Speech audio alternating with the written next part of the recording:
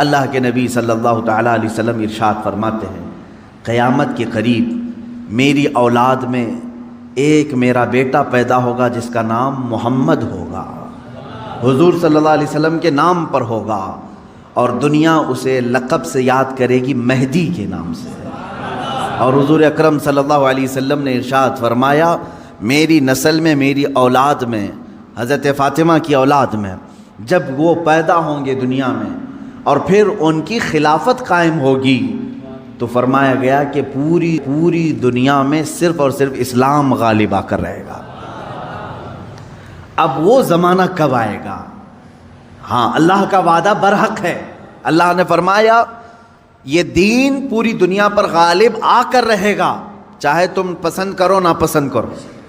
اب میری گفتگو کو بھی بہت سارے لوگ ناپسند کریں گے، وہ یہی کہیں گے ایک سامپردائک بھاشن ہے، یعنی ایک دوسرے کے بھید بھاؤ کی بات نہیں۔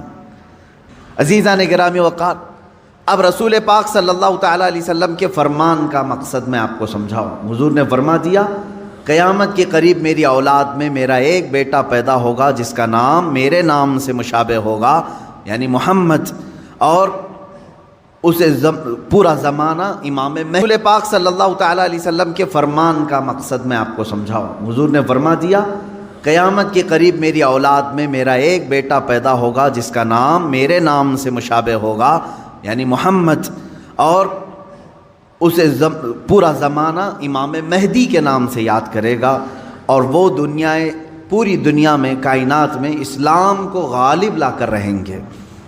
اسی زمانے میں عیسیٰ علیہ السلام کا نزول بھی ہوگا۔ حضرت عیسیٰ علیہ السلام آسمانوں پر آج بھی باحیات ہیں، یہ ہمارا عقیدہ ہے سارے مسلمانوں کا۔ امام مہدی کے زمانے میں عیسیٰ علیہ السلام اتریں گے۔ یہ کون سا علاقہ ہوگا، اس کے متعلق حدیثیں ہیں۔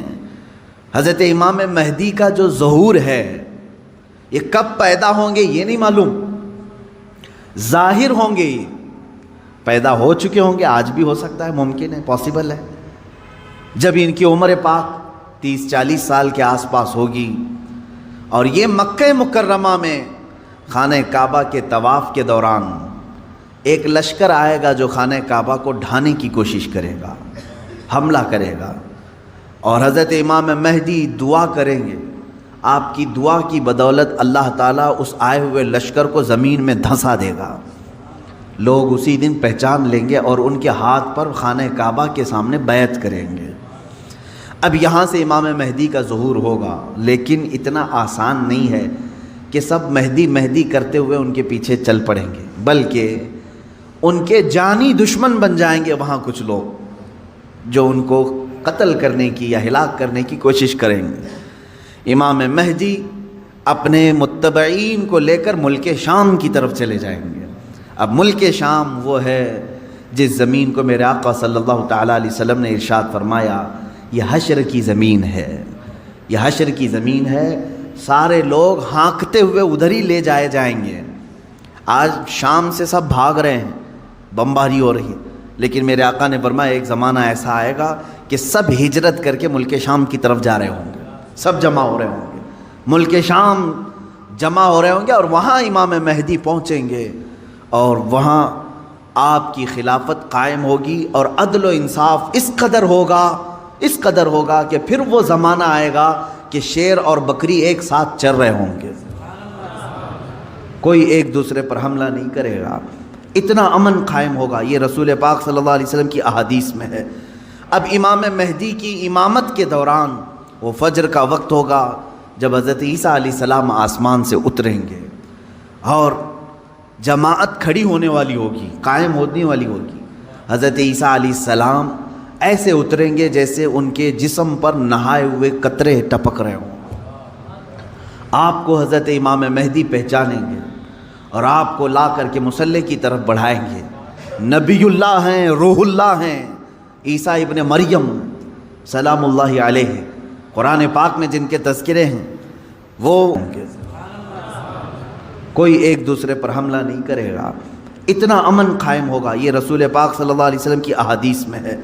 اب امام مہدی کی امامت کے دوران وہ فجر کا وقت ہوگا جب حضرت عیسیٰ علیہ السلام آسمان سے اتریں گے، اور جماعت کھڑی ہونے والی ہوگی، قائم ہونے والی ہوگی۔ حضرت عیسیٰ علیہ السلام ایسے اتریں گے جیسے ان کے جسم پر نہائے ہوئے قطرے ٹپک رہے ہوں۔ آپ کو حضرت امام مہدی پہچانیں گے اور آپ کو لا کر کے مصلی کی طرف بڑھائیں گے۔ نبی اللہ ہیں، روح اللہ ہیں، عیسیٰ ابن مریم سلام اللہ علیہ، قرآن پاک میں جن کے تذکرے ہیں، وہ اللہ تبارک و تعالیٰ کی نشانیوں میں سے ایک نشانی ہے، وہ عیسیٰ آئیں گے۔ اب وہ نبی جب امام مہدی ان کو آگے بڑھائیں گے، حضرت عیسیٰ علیہ السلام امامت کے لیے آگے نہیں بڑھیں گے، اور کیا فرمائیں گے؟ ارشاد فرمائیں گے کہ یہ مصلی امامت امت محمدیہ کا حق ہے، آپ امت مصطفیٰ ہیں، آپ امامت کریں، ہم مقتدی بنتے ہیں۔ اللہ اکبر، رسول پاک صلی اللہ علیہ وسلم کے مقتدی بنے سارے انبیاء، یہ تو معلوم ہے، لیکن رسول کی ایک امتی کے مقتدی بھی عیسیٰ علیہ السلام بن رہے ہیں۔ میرے عزیزو، یہاں نبوت کا درجہ گھٹانا مقصد نہیں ہے، بلکہ یہاں امت مصطفیٰ کی فضیلت بتانا ہے۔ امام مہدی کی امامت ہوگی، اس کے بعد پھر جو دنیا میں حالات ہوں گے وہ کیا ہوں گے؟ دجال آ چکا ہوگا، اور دجال اپنے فتنے پھیلا رہا ہوگا، اور اب دجال کو کون مارے گا، کون ختم کرے گا؟ سارے لوگ پریشان ہو چکے ہوں گے، قتل عام کر رہا ہوگا لوگوں کو، ایمان والوں کا، جو اسے خدا کہے اسے چھوڑ دے، اور جو اسے خدا نہ مانے اسے دونوں پیر پکڑ کر چیر دے یا گرم کھولتے ہوئے تیل میں ڈال دے، ظلم و ستم کی حد کر دے گا۔ کچھ لوگ ڈر کر کے کفر کر دیں گے، شرک میں مبتلا ہو جائیں گے، اور کچھ ایمان پر قائم رہیں گے، لیکن یہ زمانہ زیادہ دن تک نہیں چلے گا۔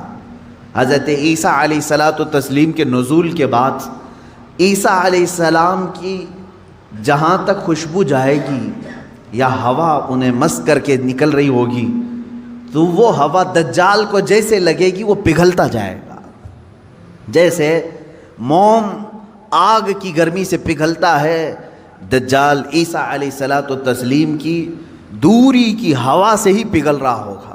یہاں تک کہ مقام لد ایک جگہ ہے، اسرائیل میں ہے وہ آج، اور دنیا کا بڑا ایئرپورٹ انہوں نے وہاں پر بنایا ہے، مقام لد کا ایئرپورٹ بھی بنا ہوا ہے، اور حدیث پاک میں ہے عیسیٰ علیہ السلام مقام لد پہ اس کو اپنے تیر سے نشانہ بنائیں گے اور قتل کر دیں گے، اور امت مصطفیٰ کا یہ آخری فتنہ بھی ختم ہو جائے گا۔ اب اس کے بعد کیا ہوگا؟ وہی آیت جو میں نے تلاوت کیا، اللہ نے فرمایا هو الذی ارسل رسولہ بالہدی ودین الحق لیظہرہ علی الدین کلہ، وہ اللہ ہے جس نے اپنے رسول کو دنیا میں بھیجا ہے ہدایت کے ساتھ اور دین حق کے ساتھ، اس لیے کہ اس رسول کا دین پوری دنیا پر غالب آ کر رہے۔ اب یہ دین غالب آئے گا دجال کے خاتمے کے بعد امام مہدی کے ہاتھوں سے۔ ہر ملک یا ہر سلطنت جہاں کہیں تخت ہوگا وہاں پرچم صرف اسلام کا لہرا رہا ہوگا۔ وہ زمانہ آئے گا، وہ غالب ہو کر رہے گا دین، اور اللہ رب العزت نے یہ ارشاد فرمایا ہے کہ تم پر کسی اور کو پھر اللہ غلبہ نہیں دے گا۔ یہ زمانہ بھی کافی سال تک چلے گا، لیکن اس غلبہ اسلام سے پہلے کیا کیا ہونا ہے وہ بھی تو ہمیں جاننا ضروری ہے۔ آج کے وہی حالات ہیں جو مجھے اس گفتگو پر آمادہ کر رہے ہیں۔ میں نے بات تو کہہ دی، آپ کو حدیث کی روشنی میں بتا دیا کہ اسلام غالب آئے گا پوری کائنات پر دجال کے خاتمے کے بعد اور امام مہدی کے ہاتھوں سے۔ اب یہ دو بڑی نشانیاں حضور نے فرمائی، ایک تو حضور کی آل میں سادات میں امام مہدی پیدا ہوں گے، دوسرے کہ دجال آئے گا۔ یہ دونوں کا زمانہ ایک ہے۔ یہ کب ہوگا؟ کیا اس سے پہلے کچھ نشانیاں ہیں کہ دجال آنے والا ہے؟ میرے عزیزو، ہم سے زیادہ نشانیاں یہودی پڑھ کر کے انتظار میں ہیں، عیسائی پڑھ رہے ہیں۔ ایک بات یاد رکھیں، دجال کے دشمنوں میں ہم ہیں اور عیسائی ہیں۔ وہ دجال کو بھی اپنا دشمن سمجھتے ہیں، عیسائی، وہ اینٹی کرسٹ ہے، عیسائیوں کا بھی وہ دشمن ہے، لیکن یہودی اس کو اپنا مسیحا سمجھتے ہیں۔ وہ کہتے ہیں ہمیں نجات دلانے والا، ہمیں پوری دنیا میں غالب کرنے والا، جیسے آج ہم حدیث پاک پڑھ کر کے کہہ رہے ہیں امام مہدی آئیں گے اور پوری دنیا میں اسلام غالب ہوگا، یہودی یہ کہتے ہیں لوسیفر آئے گا یا دجال آئے گا جس کو وہ مسیحا کہہ رہے ہیں، اور وہ ان کو نجات دلائے گا سارے ظلموں سے اور پوری دنیا میں ان کی حکومت قائم کرنے میں ان کی مدد کرے گا۔ اور اس لیے دجال کے آنے سے پہلے جو جو نشانیاں ہونی ہیں یہ یہودی خود کر کے دکھا رہے ہیں۔ کیا ہے؟ بڑی مقدس کتابوں میں یہ باتیں لکھی گئی ہیں۔ دیکھنا دجال کے آنے سے پہلے دنیا میں ایک بڑی علامت یہ ظاہر ہوگی کہ دنیا حق کو باطل بنا کر پیش کرے گی اور باطل کو حق بنا کر پیش کرے گی۔ یہ ہے آج سچ کو جھوٹ میں تبدیل کر کے دکھا دیا جائے، شعبدہ بازی، اور اچھے خاصے لوگ بھی، پڑھے لکھے لوگ بھی اس کو جھوٹ سمجھنے لگ جائیں، یعنی سچ کو جھوٹ بنانا اور جھوٹ بات کو سچ سمجھانا۔ یہ اس کام میں اگر سب سے زیادہ مہارت کسی کو ہے تو یہ دجالی میڈیا کو ہے۔ میڈیا آج دجال کے آنے کے راستے ہموار کر رہی ہے، اور خود عالمی میڈیا کی بات کر رہا ہوں میں، پوری دنیا کی میڈیا اس میں ملوث ہے۔ ذہنوں کو ڈائیورٹ کر دینا، اصل مدے سے بھٹکا دینا، یہ کام کون کر رہا ہے آج سب سے زیادہ؟ میڈیا کر رہی ہے۔ میرے عزیزو، سچ بات کو جھوٹ بنا کر پیش کرنا یہ دجال کے آنے سے پہلے ہوگا اور کثرت سے ہوگا، کثرت سے ہوگا۔ یوں سمجھ لیں ایک پرہیزگار متقی شخص کو لا کر کھڑا کر دیا جائے گا اور اسے 100 لوگ بولیں گے یہ چور ہے، چور ہے، چور ہے، اور دنیا سمجھنے لگے گی کہ ہاں شاید چور ہے، دنیا سمجھنے لگ جائے گی۔ یعنی تقریباً 90% لوگ ان کی باتوں پر یقین کرنے لگ جائیں گے کہ شاید یہ چور ہے، شاید یہ چور ہے۔ اور اسی طرح کسی ظالم منحوس چور کو لا کر کے وہ کھڑا کریں گے اور کہیں گے یہ پرہیزگار ہے، یہ پرہیزگار ہے، یہ پرہیزگار ہے، اور دنیا اس کو پرہیزگار سمجھنے لگ جائے گی۔ کیا یہ دونوں چیزیں آج کرنے کے لیے پوری social media, internet, news channel نہیں ملوث ہیں اس میں؟ چوروں کو حکومت پر بٹھا کر کے ان کی فضیلت بیان کرنا ہندوستان سے زیادہ ہمیں کہاں نظر آئے گا؟ سب سے زیادہ ہمیں یہاں نظر آتا ہے جو پورے کے پورے ملک کو گبن کر کے بیٹھے، اسے مسیحات اور اسے لوگوں کا ایسا بے کسوں کا کس جس کو کہا جائے ایسا بنا کر پیش کرنا، یہ میڈیا کا رول ہے۔ عزیزان گرامی وقار، پورے ذہنوں کو ڈائیورٹ کیا جائے گا اور تقریباً یہ جادو کی طرح اثر کر جائے گا لوگوں پر۔ مثال کے طور پر ایک جادوگر کسی محلے میں آتا ہے، شعبدہ بازی دکھاتا ہے۔ پہلے تو ہوتا تھا سڑکوں پر ہی کھڑے ہو جاتے تھے، سانپ کا کھیل دکھانے والے، یا کسی بچے کو لیٹا کر چادر اوڑھا کر اس کی گردن الگ کر کے دکھانے والے، یہ شعبدہ بازی ہوتی تھی۔ لیکن ایک بات یاد رکھیں، لوگ گھیرا ڈال کر دیکھتے تو ہیں، اس میں 90% لوگ صحیح سمجھ لیتے تھے، جبکہ وہ آنکھوں کا دھوکہ ہے۔ بہت ساری چیزیں اتنے شارپ طریقے سے وہ جادوگر کر کے دکھاتا ہے کہ تمہاری آنکھوں کو دھوکہ ہوتا ہے۔ لیکن میرے عزیزو، اسی مجمع میں 5 یا 10% ایسے لوگ بھی ہوتے ہیں جو اس کے ان کاموں پر یقین نہیں کرتے۔ ہے ہر زمانے میں جہاں پر بھی جو جادو دکھا رہا ہے اس کے مجمع میں پورے 100% لوگ یقین کرنے والے نہیں ہوتے، چند لوگوں کے دلوں میں شک ہوتا ہے کچھ تو اس نے گڑبڑ کیا ہے۔ اب یہ وہ لوگ ہوتے ہیں جن کی عقل سلیم ہوتی ہے اور دل پاک ہوتا ہے، ان کے اوپر جلدی جادو اثر نہیں کرتا۔ اسی طرح میرے عزیزو، آج کے زمانے میں یہ جو دجالی نظام قائم ہے اس کا اثر بھی بھولے بھالے لوگوں میں تقریباً ہو جاتا ہے، لیکن سلیم فطرت والے جو عقل سلیم رکھتے ہیں ان پر ان کا جادو اثر نہیں کرے گا۔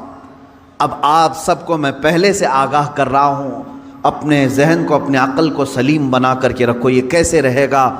اللہ کی باتوں پر یقین رکھو، اور اس کے علاوہ جو بھی کہے گا، اللہ اس کے رسول کے علاوہ جو بھی کہے گا وہ سچ بھی ہو سکتا ہے، جھوٹ بھی ہو سکتا ہے، مگر میرے مولا کے قول میں جھوٹ کی طرف شائبہ بھی نہیں، سچ ہی ہوگا۔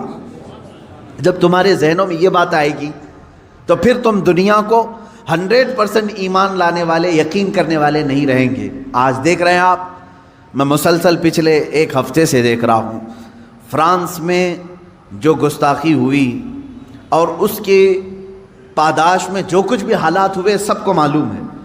فرانس میں جو کچھ ہوا اس پر ڈیبیٹ انڈیا میں بھی چل رہا ہے۔ ہندوستان کے ہر نیوز اینکر اس کو لے کر کے گرما گرم بحث کر رہے ہیں، اور کچھ ایسے لوگوں کو لا کر بٹھایا جاتا ہے، مجھے ان کے بارے میں معلوم نہیں، وہ پیڈ ہوتے ہیں یا بکے ہوئے ہوتے ہیں، یا ان کو اسکرپٹ یعنی سکھائی جاتی ہیں، لکھ کر کے دیے جاتے، پتہ نہیں کون لوگ بیٹھتے ہیں۔ آپ کو عام لوگ ہیں آپ، مجھے معلوم ہے، لیکن میں آپ کے سامنے گفتگو کر رہا ہوں، سنیے۔ ایک اسکول کا ٹیچر بلیک بورڈ پر کارٹون بناتا ہے رسول پاک صلی اللہ علیہ وسلم کا، اس کی شکایت بھی ہوتی رہی لیکن وہ باز نہیں آیا، اور اسی علاقے کا کوئی ایک نوجوان اس سے برداشت نہیں ہوا، اس نے جا کر کے اس کا سر قلم کر دیا۔